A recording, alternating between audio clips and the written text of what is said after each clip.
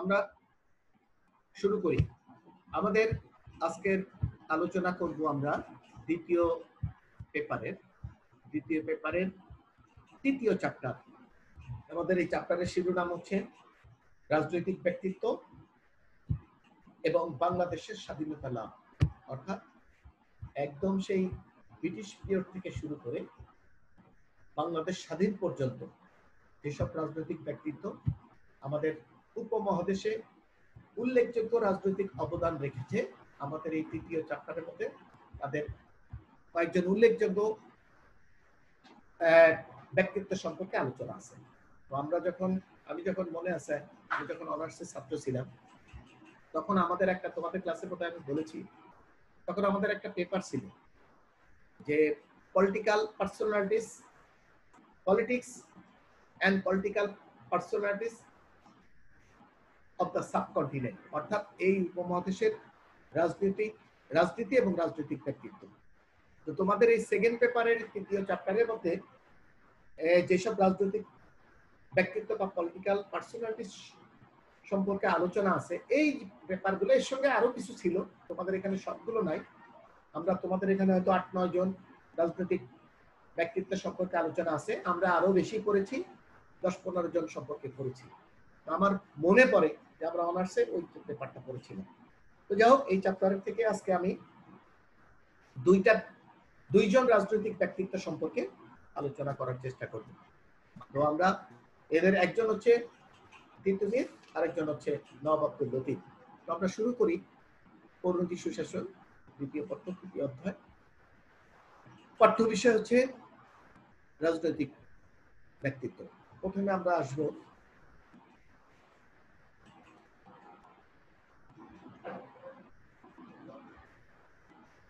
একটা ছবি দেখতে পাচ্ছ? জি স্যার। আর ছবি চেনো? স্যার নওয়াব আব্দুল লতিফ। হ্যাঁ, নওয়াব আব্দুল লতিফ, রাইট। নওয়াব আব্দুল লতিফ, নওয়াব আব্দুল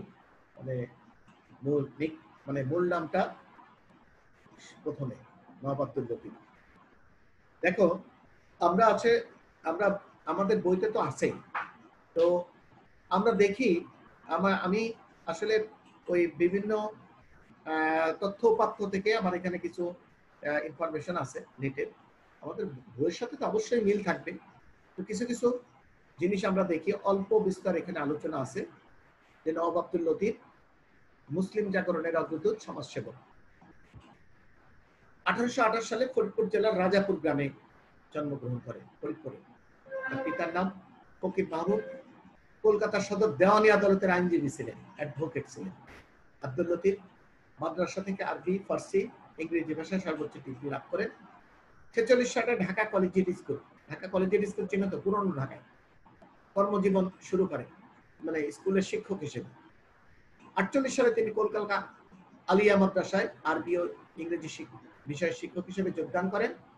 এরপর 1849 সালে আইসিএস পরীক্ষা ছিল তখন, এখন যেমন আমরা বিসিএস পরীক্ষা দিয়ে সরকারি কর্মকর্তারা প্রথম শ্রেণীর চাকরিতে প্রবেশ করেন, ঠিক তখন ছিল ব্রিটিশ পিরিয়ডে আইসিএস পরীক্ষা। এই আইসিএস পরীক্ষায় পাশ করে তৎকালীন সরকারের ডেপুটি ম্যাজিস্ট্রেট হিসেবে চাকরিতে যোগ দেন। 77 সালে তিনি প্রেসিডেন্সি ম্যাজিস্ট্রেট পদে উন্নতি হন, অর্থাৎ প্রথম শ্রেণীর ম্যাজিস্ট্রেট। এরপরে দেখো, মানে 62 সালে লর্ড ক্যানিং, ওনার শাসন আমলে, উনি যখন কি বলে উপমহাদেশের গভর্নর জেনারেল ছিলেন, ওনার শাসনামলে বঙ্গীয় ব্যবস্থা একটি সভা, অর্থাৎ তখন যে অ্যাসেম্বলি, ন্যাশনাল অ্যাসেম্বলি, এই সভার সদস্য হন। 63 সালে আব্দুল লতিফ সিভিল ও মিলিটারি সার্ভিস সমূহের পরীক্ষক বোর্ডের সদস্য। যেমন আমাদের ওই যে আমরা কিন্তু ফার্স্ট পেপারে পড়েছি যে PSC, public service commission, PSC এর একজন চেয়ারম্যান থাকেন, মেম্বার থাকেন। সেরকম আইসিএস পরীক্ষার, অর্থাৎ সরকারের যে সর্বোচ্চ নিয়োগ কর্তৃপক্ষ থাকে, তার সিভিল সার্ভিসের সেটার পরীক্ষক বোর্ডের সদস্য, মেম্বার। এবং কলকাতা বিশ্ববিদ্যালয়ের ফেলো মানে গবেষক, যারা এমফিল পিএইচডি গবেষণার কাজ করে তাদেরকে ফেলো বলে। 65 সালে কলকাতা মিউনিসিপাল কর্পোরেশন গঠিত হলে তিনি জাস্টিস অব দি পিচ নিযুক্ত হন। 75 সাল পর্যন্ত ওই পদে বহাল থাকেন। 65 সালে ভারতীয় ব্যবস্থা পরিষদের আনিত একটি প্রস্তাবে মুসলিম সমাজে তীব্র ক্ষোভ দেখা দিলে আব্দুল লতিফ একটি স্মারকলিপির মাধ্যমে ইংরেজ সরকারকে এই বিল সংকলনের পক্ষে যুক্তি প্রদর্শন করেন। তো এরকম করে তার মানে রাজনৈতিক জীবন বা তাদের যে কর্ম জীবন সেটা শুরু হয়। বাংলার মুসলিমদের মধ্যে আধুনিক শিক্ষা বিস্তারে নওয়াব আব্দুল লতিফ বিশেষভাবে উল্লেখযোগ্য। তিনি প্রথম উপলব্ধি করেন যে যুগের সাথে তাল মিলিয়ে চলতে হলে ব্যর্থতা, ইংরেজি শিক্ষা বর্জন, সরকারের অঙ্গনীতি এগুলো আর অবহেলা করা যাবে না। মুসলমানরা দীর্ঘদিন তারা এইগুলো অবহেলা করেছে, অথবা ইংরেজদের সহযোগিতা করে নাই, অথবা ইংরেজি শিক্ষা বর্জন করেছে, অর্থাৎ ইংরেজদের সাথে তারা দূরে দূরে থেকেছে, যার কারণে তাদের উন্নতি হয়নি, তারা তাদের ভাগ্যের পরিবর্তন করতে পারেনি। তো এখন নওয়াব আব্দুল লতিফ, স্যার সৈয়দ আহমেদ, রাজা রামমোহন রায়, এরা কিন্তু বুঝতে পারছে যে আসলে আমাদের অবস্থার উন্নতি করতে হলে, আমাদের ভাগ্যের পরিবর্তন করতে হলে ব্রিটিশদের সাথে সহযোগিতা করতে হবে। বিশেষ করে নওয়াব আব্দুল লতিফ, হাজী মোহাম্মদ মহসিন, তারপর হচ্ছে স্যার সৈয়দ আহমেদ, এরা এই উপমহাদেশের মুসলমানদেরকে পাশ্চাত্য শিক্ষা গ্রহণে উৎসাহিত করেন। তো সেই হিসেবে তিনি মুসলিম শিক্ষা বৈষয়িক উন্নতিকালে নানা উদ্যোগ গ্রহণ করেন। প্রথমত হচ্ছে ব্রিটিশদের নতুন শাসন পদ্ধতি সুফল ভোগ করার জন্য মুসলিমকে প্রস্তুত করা। এরপরে হচ্ছে দ্বিতীয়ত হচ্ছে উপনিবেশিক সরকারের প্রতি তাদের আনুগত্যের ভাব সৃষ্টি করা, যে আমরা দীর্ঘদিন যে ব্রিটিশ সরকারকে অবজ্ঞা করে দূরে দূরে থেকেছি সেটা বাদ দিয়ে তাদের প্রতি অনুগত থাকা, এবং তাদের মুসলমানদের প্রতি ইংরেজদের যে সন্দেহ, অবিশ্বাস, সেগুলো দূর করার চেষ্টা করা। এরপরে তিনি বিশ্বাস করতেন শিক্ষিত মুসলিমগণ সরকারের উদ্দেশ্যে শক্তি কৌশল বুঝতে পারলে তাদের মধ্যে উপনিবেশিক সরকারের প্রতি আনুগত্যের মনোভাব সৃষ্টি হবে, অর্থাৎ তারা সবার রাগ ঢাক সাথে ভুলে যাবে এগুলো।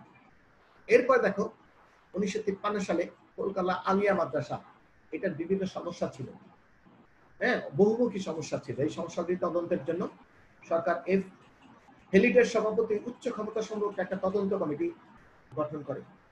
নওয়াব আব্দুল লতিফ এই তদন্ত কমিটি এবং যথাযথ কর্তৃপক্ষের নিকট মাদ্রাসার উন্নতির জন্য দাবি জানান, যেটা যাতে অচিরেই এই সমস্যার সমাধান হয়। 1854 সালে কলকাতা আলিয়া মাদ্রাসায় ইংরেজি ফার্সি বিভাগ খোলা হয়, উর্দু বাংলা শিক্ষার ব্যবস্থা প্রবর্তন করা হয়।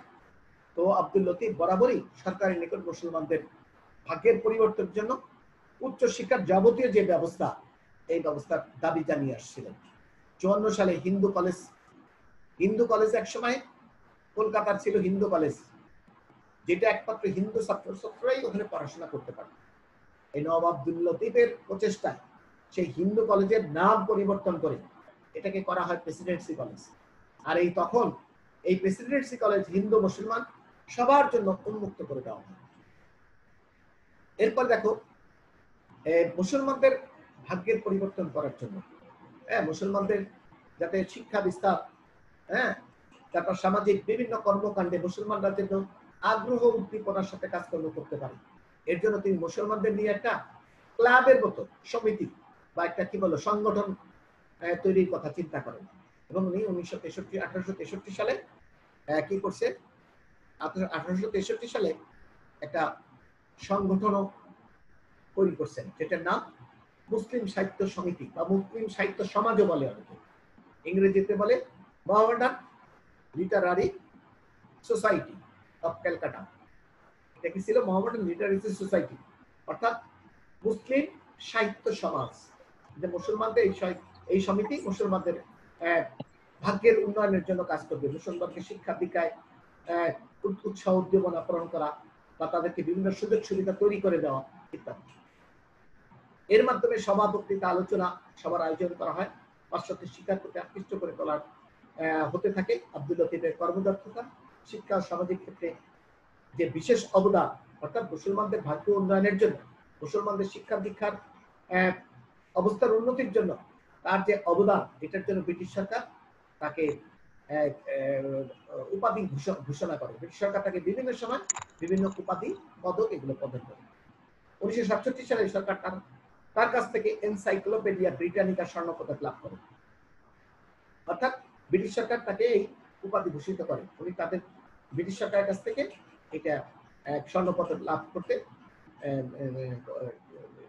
হন, যোগ্য মনোনীত হন।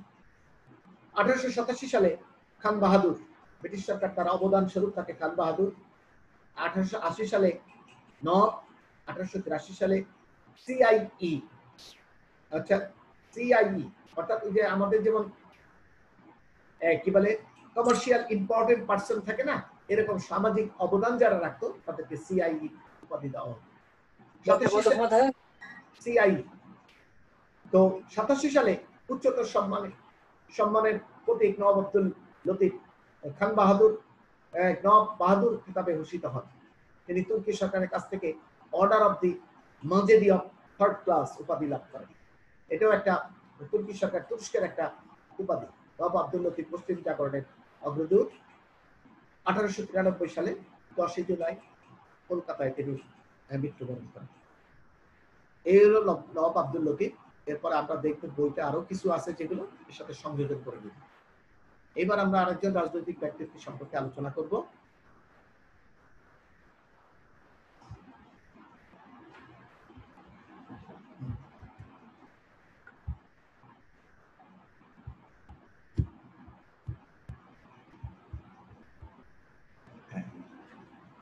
আরেকটা ছবি দেখতে পাচ্ছ? জি স্যার। কার ছবি এটা? তিতুমির। তিতুমির নাম দিছিল কেন জানো তো? জি স্যার। ওই 9-10 এর বইতে লেখা ছিল, পড়ছো না? স্যার আমাদের ইতিহাস বইতে ছিল না, তবে স্যার অনেক আগে একবার পড়ছিলাম। পড়ছিলা কি যেন বলো তো? স্যার ওনাকে যখন স্যার ছোটবেলায় কোনো তেতো ওষুধ খেতে দেওয়া হতো, উনি স্যার ওটা খুবই অনায়াসে খেয়ে ফেলতেন স্যার। সেইখান থেকেই স্যার। ওনার একটা আসল নাম আছে জানো তো?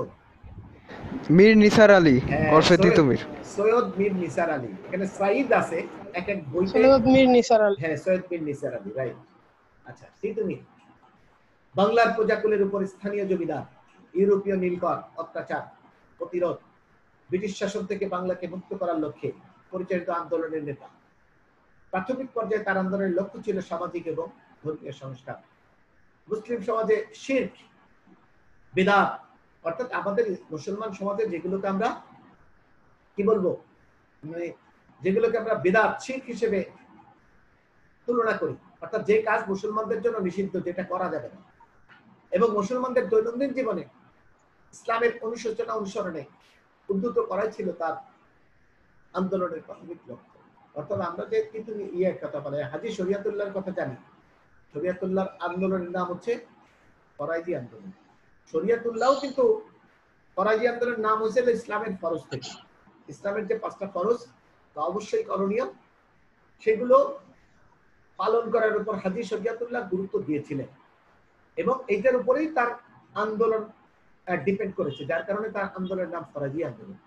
ঠিক একই করে অর্থাৎ হাজী শরিয়াতুল্লাহ যে সমাজ থেকে যে অমুসলিম কালচার, সেই বিদআত, এগুলো নির্মূল করার চেষ্টা করেছিলেন, ঠিক একইভাবে তিতুমিরও মুসলমানদের এই শিরক, বিদআত এগুলো নির্মূল করার প্রচেষ্টা করেন।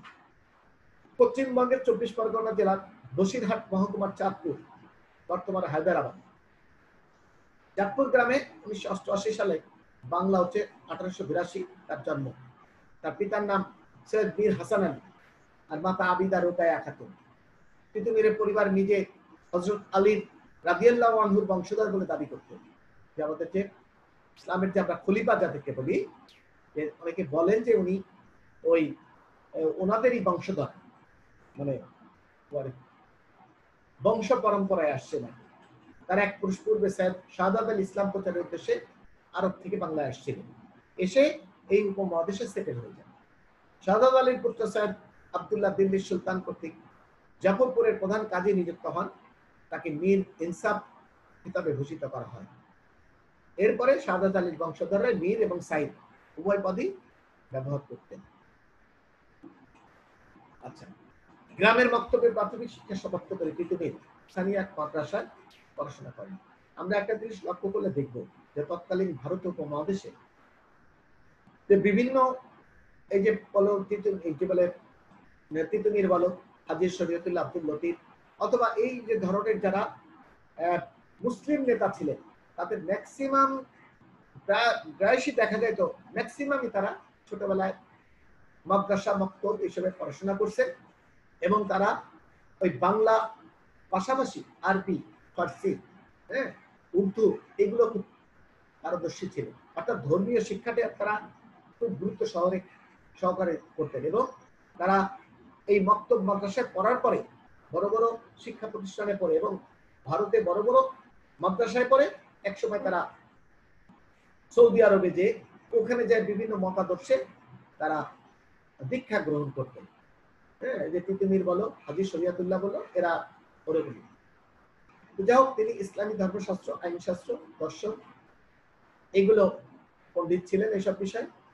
মাদ্রাসা অধ্যয়ন করে পৃথিবীর একজন দক্ষ কুস্তিগির ছিলেন, অর্থাৎ ভালো রেসলিং বলে যেটাকে, কুস্তি খেলতে পারতেন। তখন তার মধ্যে একটা উল্লেখযোগ্য খেলা ছিল কুস্তি খেলা, এটা ভালো একজন কুস্তিগির ছিলেন।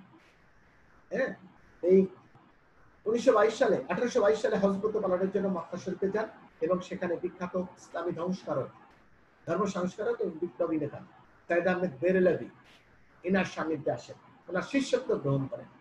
হ্যাঁ, তারপরে এই সাইদ আহমেদ তাকে বাংলায় মুসলমানদের অন ইসলামিক রীতিনীতি, যে বললাম মুসলমানরা আসল কাজকর্ম বাদ দিয়ে, ফরজ বাদ দিয়ে বিভিন্ন বেদাত, শিরক এইসব কাজে লিপ্ত হয়ে গেছিল, এগুলোকে বলে অন ইসলামিক রীতিনীতি, এগুলো বেশি চর্চা করত। বিদেশি শক্তির পরাধীন থেকে মুক্ত করার কাজে উদ্বুদ্ধ করেন। 1827 সালে মক্কা থেকে দেশে ফিরে পৃথিবীর 24 পরগনা এবং নদিয়া জেলা মুসলমানদের ইসলামী অনুশাসন প্রচার করেন।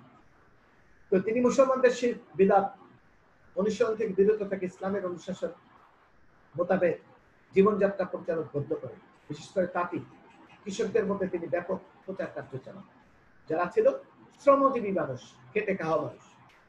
অচরে এই মুসলমানদের প্রতি সাম্প্রদায়িক বিদ্বেষ, তাদের উপর অবৈধ কর আরোপ, হ্যাঁ, পুরার হিন্দু জমিদার কৃষ্ণদেবরায়ের সঙ্গে তিতুমিরের সংঘর্ষ ঘটে। অর্থাৎ ব্রিটিশরা যখন আমাদের এই উপমহাদেশে আসছিল, তারা সবার জমি জমা, বিশেষ করে তখন মুসলমানরাই জমিদার ছিল, তাদেরকে জমি সব নিয়ে পরে দখল করে পরে তারা হিন্দুদেরকে কতিপয় তথাকথিত হিন্দুদের কাছে জমি জমার দায়িত্ব পত্তন দিয়ে তাদেরকে জমিদার বানায়। এবং এই মুসলমানদের দীর্ঘ, এই যে হিন্দুতে আমি প্রথমেই বলছিলাম যে মুসলমানরা দীর্ঘদিন ব্রিটিশদের কাছ থেকে দূরে দূরে থাকতো, তার কারণ হচ্ছে ব্রিটিশরা এসেই মুসলমানদের কাছ থেকে সমস্ত সম্পদ তারা করায়ত্ত করে নিয়ে হিন্দুদেরকে, যারা তাদের তাবেদারি করতো, লেজুর ভিত্তি করতো, তাদের গোলামি করতো, তাদেরকে জমিদার বানিয়েছে। এরকম একজন জমিদার কৃষ্ণদেব, হ্যাঁ, উনি তার তিতুমিরের সাথে সংঘর্ষ বাঁধে। কারণ কৃষ্ণদেবের জমিদারির ভিতরে যে খেটে খাওয়া মানুষ ছিল, কৃষক তাঁতি, তাদেরকে তিতুমির বলে দিছিল আর কোনো ট্যাক্স খাজনা কর দেওয়া যাবে না।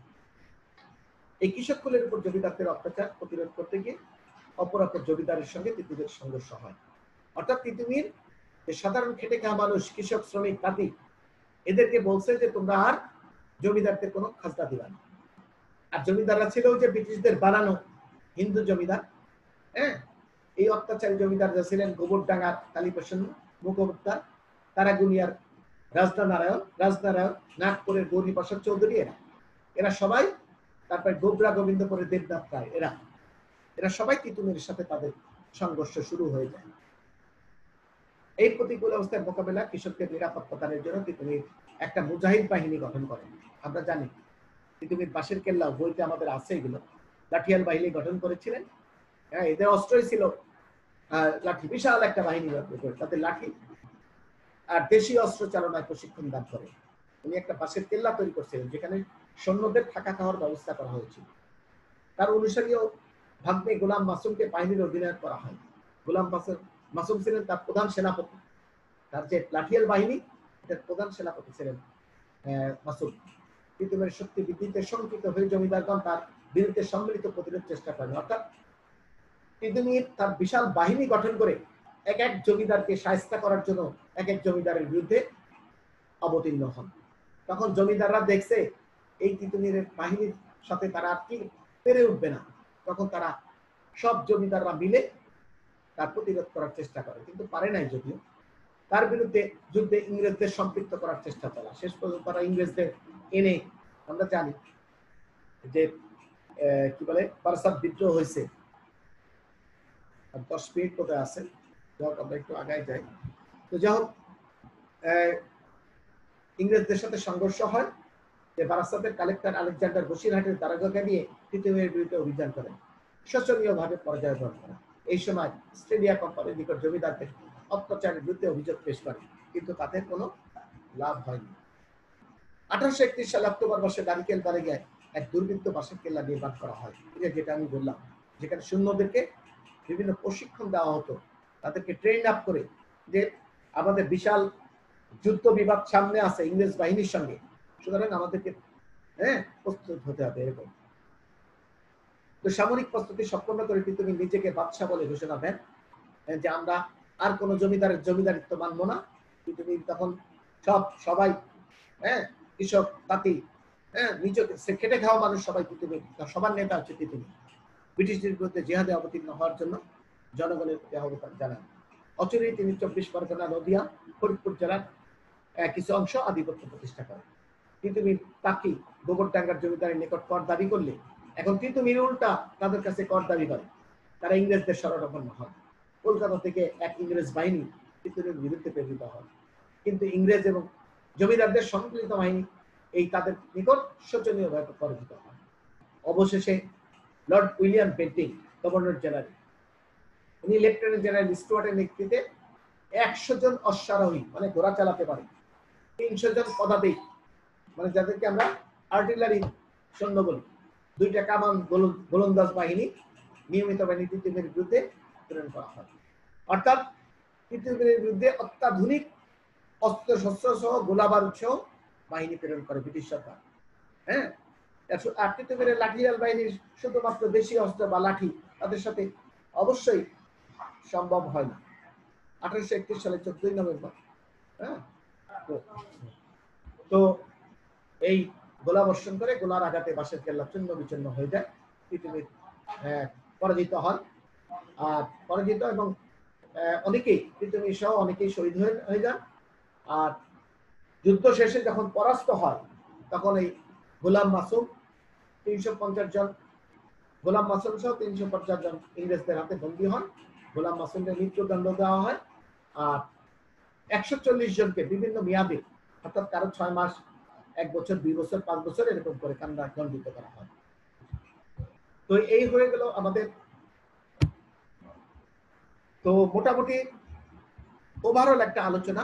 এখন আমরা দুইটা সম্পর্কে আমাদের বইয়ের দিকে একবার আলোকপাত করি। তোমরা কি শুনতে পাচ্ছ তাসলিম? ইয়েস স্যার, শুনতে পাচ্ছি। আচ্ছা, যাই হোক, আমরা একটু স্লাইডের মাধ্যমে দুইটার সম্পর্কে হালকা একটু আমরা ব্রিফ নিলাম, ঠিক আছে? এইবার আমরা দেখি বইতে আরো কিছু সংযোজন আছে, অর্থাৎ যে অবদানগুলো আমরা তিতুমির এবং আব্দুল লতিফ সম্পর্কে যেগুলো আসবে, আমরা ক্লাস ফুল্লা সেকেন্ড ইয়ারে যখন পড়াবো আবার বিস্তারিত আলোচনা করব। তো তোমাদের বইতে তোমরা যেহেতু আমরা বলছি 4 জন রাজনৈতিক ব্যক্তিত্ব থেকে আমরা 4টা অবজেক্টিভ করব, তোমরা মোটামুটি তোমাদের বইতে ভালো করে রিডিং করে উল্লেখযোগ্য সন, তারিখ, দিনগুলো এবং উল্লেখযোগ্য ঘটনাগুলো মনে রাখার চেষ্টা করব। যেমন তৃতীয়ের মধ্যে আরো আছে সমাজ সংস্কার, ধর্মীয় সংস্কারের বিভিন্ন পদক্ষেপ, আমরা যে একটু আলোচনা করছি। নীলগড় বণিক সামন্ত জমিদারদের অত্যাচারের বিরুদ্ধে সংগ্রাম, বিভিন্ন জায়গায় এখানে 2-1টা ঘটনা দেওয়া আছে, যেসব জায়গার ঘটনা। বারাসাত বিদ্রোহ, যেটা ওই যেই বিদ্রোহের মাধ্যমে শেষ পর্যন্ত তিতুমিরের বাহিনী পরাস্ত হয়। তো এই বারাসাত বিদ্রোহ, বারাসাত হচ্ছে একটা জায়গার নাম, পশ্চিমবঙ্গের একটা জায়গার নাম বারাসাত। এখানে যুদ্ধটা হয়েছিল 1825 সালে। তো এই বারাসাত বিদ্রোহ অনেক সময় দেখো অনুধাবনের ছোট প্রশ্ন হিসেবে আছে। এরপর হচ্ছে বাঁশের কেল্লা, যেটা আমি বললাম যে তিতুমির তার নিজের এবং তার সেনাবাহিনীর ট্রেন আপ করার জন্য, তাদেরকে প্রশিক্ষণ প্রদানের জন্য, তাদেরকে কি বলে যুদ্ধের মানসিকভাবে প্রস্তুতের জন্য শিবির বলে যেটাকে, বা এখন আধুনিক ভাষায় যেটা ক্যান্টনমেন্ট বলে, এরকম অর্থাৎ সেনা শিবির, এইটা ছিল হলো বাঁশের কেল্লা। তার কিন্তু কামানের গোলার আঘাতে এই বাঁশের তৈরি কেল্লা তো আর ধোপে টিকবে না, যার কারণে তাদের পরাস্ত হয়েছিল। এরপর দেখো বাংলাদেশের স্বাধীনতা সংগ্রামে আমরা যে 1971 সালে যে আমরা স্বাধীনতা অর্জন করেছি, বাঙালিরা যে যুদ্ধ করে বা সংগ্রাম করে বেঁচে থাকতে হয়, এরকম 2-4 জন সংগ্রামী বীরের থেকেই উৎসাহ উদ্দীপনা পেয়েছে। আমরা যে বাঙালিরা যে কখনো পরাস্ত হয় না, পরাজয় মেনে নেয় না, তার এই তিতুমিরের মতো, হাজী শরিয়তুল্লাহর মতো এরকম রাজনৈতিক ব্যক্তিত্বের কাছ থেকেই বাঙালিরা যুদ্ধ করার অনুপ্রেরণা লাভ করছে। যার কারণে আমরা বাংলাদেশের স্বাধীনতা অর্জনে আমাদের যেসব মুক্তিযোদ্ধা তাদের কাছ থেকে অনুপ্রাণিত হয়েছে। এইটা হচ্ছে বাংলাদেশ সংগ্রামের মানে তিতুমিরদের অবদান বা তিতুমিরের অবদান। এবার আমরা দেখি বলতে নওয়াব আব্দুল লতিফ। লতিফ সম্পর্কে আমরা একটু জেনেছি যে তার উল্লেখযোগ্য অবদান হচ্ছে জন্ম, শিক্ষা দীক্ষা, আরবি, ফার্সি, উর্দু সবই পারদর্শী, ইংরেজি তো সবই পারদর্শী ছিলেন। তারপরে হচ্ছে মুসলমানদের ভাগ্যের উন্নয়নের জন্য আজীবন চেষ্টা করে গেছেন। সেই লক্ষ্যে একটা সংগঠন করেছিলেন 1863 মুসলিম সাহিত্য সমাজ, যেটাকে আমরা মুসলিম সাহিত্য সমিতি বলতে পারি, ইংরেজিতে বলে কি বলে মোহামেডান লিটারেরি সোসাইটি। এরপর দেখো সমাজ ও শিক্ষা সংস্কারে ইংরেজি ভাষা আধুনিক শিক্ষার মুসলমানদের জন্য কেন দরকার সেই সব সম্পর্কে মোহামেডান লিটারেরি সোসাইটি, মহসিন ফান্ডের সুরক্ষা ব্যবস্থাকরণ, কলকাতা আলিয়া মাদ্রাসার উন্নত আধুনিকীকরণ, হিন্দু কলেজকে প্রেসিডেন্সি কলেজের রূপান্তর, এরকম। আর তার একটা ইয়ে আছে, বাংলার নওয়াব আব্দুল লতিফকে বাংলার শহীদ আহমেদ বলা হয়। অনেক সময় দেখবা অনুধাবনের একটা প্রশ্ন আসে, নওয়াব আব্দুল লতিফকে বাংলার শহীদ আহমেদ, এটা কি বলতে পারো কেউ? তাসলিম, নওয়াব আব্দুল লতিফকে বাংলার শহীদ আহমেদ কেন বলা হয়? স্যার এটা স্যার ধারণা নাই আসলে। ধারণা নাই? এটা তোমাদের বিজেএস বইতে অথবা ইতিহাস বইতে ছিল। হ্যাঁ, দেখো আমি শুরুতে একটা জিনিস বলেছিলাম যে এই উপমহাদেশের মুসলমানদের ভাগ্য উন্নয়নে যেসব মনীষী কাজ করেছে তাদের মধ্যে উল্লেখযোগ্য নওয়াব আব্দুল লতিফ, তিতুমির, তারপরে হাজী শরিয়তুল্লাহ, এরা, তারপরে স্যার শহীদ আহমেদ। ঠিক আছে, স্যার শহীদ আহমেদ একজন রাজনৈতিক ব্যক্তিত্ব, উনিও স্যার এতে নওয়াব আব্দুল লতিফের মতোই বা সলিমুল্লাহর মতো এরা ছোটবেলা থেকে আরবি, ফার্সি, ইংরেজি, উর্দু মানে সব শিক্ষায় তা পারদর্শী ছিলেন। তো স্যার শহীদ আহমেদ উত্তর ভারত কোনটা? হ্যাঁ, ভারতের একটা প্রদেশ আছে উত্তরপ্রদেশ, যেখানে ওই যে আলিগড় বিশ্ববিদ্যালয়ের নাম শুনছো তো? মুসলমানদের একটা বড় বিশ্ববিদ্যালয় আছে আলিগড় বিশ্ববিদ্যালয়, উত্তরপ্রদেশ। এই উত্তরপ্রদেশ বা ওই উত্তরে এই শহীদ আহমেদের জন্ম হয়েছিল এবং সে তার এলাকায় এই মুসলমানদের উন্নয়নের জন্য স্যার শহীদ আহমেদ একটা বিরাট ভূমিকা রেখেছিলেন। তো উত্তর ভারতে মুসলমানদের উন্নয়ন করবে স্যার শহীদ আহমেদ যে ভূমিকাটা পালন করেছেন, এই কলকাতা বা এই বাংলাতে মুসলমানদের ভাগ্যের উন্নয়নে নওয়াব আব্দুল লতিফ একই রকমের ভূমিকা রাখেন। এর জন্য তাকে বাংলার শহীদ আহমেদ বলা হয়। আমি কি বুঝাইতে পারছি? জি স্যার, বুঝতে পেরেছি। এবার যদি মনে করো যে ম্যারাডোনা অথবা মেসি ইউরোপিয়ান কাপ অথবা বিশ্বকাপে যেরকম খেলে, বাংলাদেশের মাটিতে যদি একজন ওরকম ভালো খেলোয়াড় থাকে, আমরা বলি না যে এটা ম্যারাডোনা, একটা মেসি, বলে না? সেরকম মানে উত্তর ভারতে স্যার সৈয়দ আহমেদ যে ভূমিকাটা পালন করেছে উত্তর ভারতের মুসলমানদের উন্নয়নে, ঠিক একই ভূমিকা এই বাংলার মুসলমানদের ভাগ্যের উন্নয়নে নওয়াব আব্দুল লতিফ একই ভূমিকা পালন করেছেন। এর জন্য তাকে বলা হয় বাংলার শহীদ আহমেদ। বোঝা গেছে? তো আমরা বোধহয় টাইম বেশি নেই, আমরা ক্লাস শেষ করব। তোমাদের আর ঈদের আগে বোধহয় আমরা ক্লাস পাচ্ছি না। আগামী 9 আগস্টের পর ইনশাল্লাহ আমরা সেকেন্ড ইয়ারে, যদি পরিস্থিতির উন্নয়ন না হয় তাহলে আমরা আমাদের ক্লাস তো কন্টিনিউ চলবে। আমরা তখন পুরোদমে সেকেন্ড ইয়ারের একটা চ্যাপ্টার ওয়াইজ আলোচনা শুরু করি। ঠিক আছে? তোমরা তাহলে ভালো থাকো, সুস্থ থাকো, আর এই পরীক্ষাটা যাতে মূল্যায়ন পরীক্ষাটাতে ভালোভাবে দিতে পারো। হ্যাঁ, তোমরা ইয়া করো, প্রিপারেশন নাও। ওই যে আমি বলে দিলাম ফার্স্ট ইয়ারের 10টা চ্যাপ্টার থেকে 26টা প্রশ্ন থাকবে আর 4টা প্রশ্ন এই 4 জন ব্যক্তিত্ব থেকে থাকবে। ঠিক আছে? আর তোমাদের কোনো কথা আছে? যদি কোনো কিছু থাকে জানার থাকে বলো। না স্যার, সমস্যা নেই স্যার। ভালো থাকো, ইনশাআল্লাহ দেখা হবে ঈদের পর। আর পরীক্ষা ভালো ইনশাআল্লাহ স্যার। সুস্থ থাকো। আসসালামু আলাইকুম স্যার। জি আসসালামু আলাইকুম স্যার। জি আসসালামু আলাইকুম। আল্লাহ